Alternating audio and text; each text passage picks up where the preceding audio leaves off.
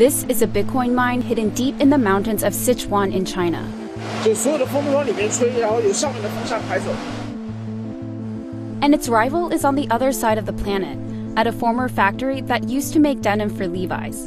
You see the transformers lined up on the outside. We have a lot of megawatts.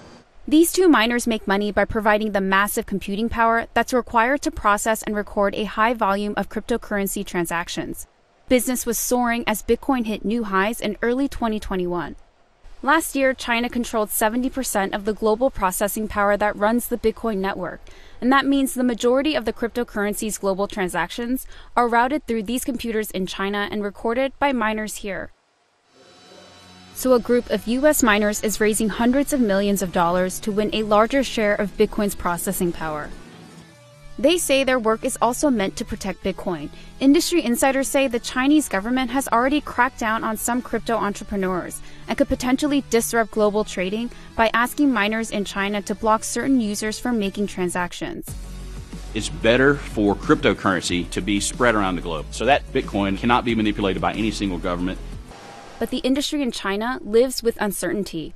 Liu asked to keep the location of the site a secret because he says he's not sure if the government will crack down one day.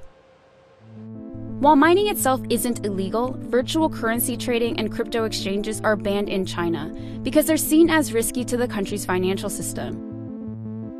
In the past few months, Bitcoin industry insiders have said that Beijing accused some Chinese miners of money laundering and froze their credit cards, making it difficult for miners to pay operating costs.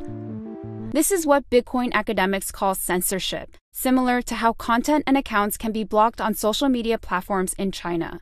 The Chinese governments would say that the money at certain addresses must not move, and it compels the Chinese miners to not include certain transactions so they can selectively censor certain users of a blockchain. Bobble Finance says if miners in China are asked by the government to intervene in the network, they would have to comply, but that would slow down their operations and eventually diminish their global processing power. So to help miners develop their business despite the risks, Liu offers loans so miners don't need to go through Chinese banks. His company Bobble Finance lends cryptocurrencies to about 300 miners, including the owners of this site. So that they can purchase more equipment at a lower cost, and then maintaining the machine itself, including repairs. And Chinese miners are now facing growing competition from overseas.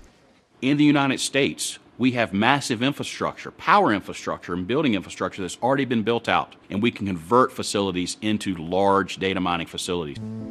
Industry insiders and academics who study mining say that the US efforts can be good for the future of the cryptocurrency because the original goal of Bitcoin was to create a currency that couldn't be controlled by one entity.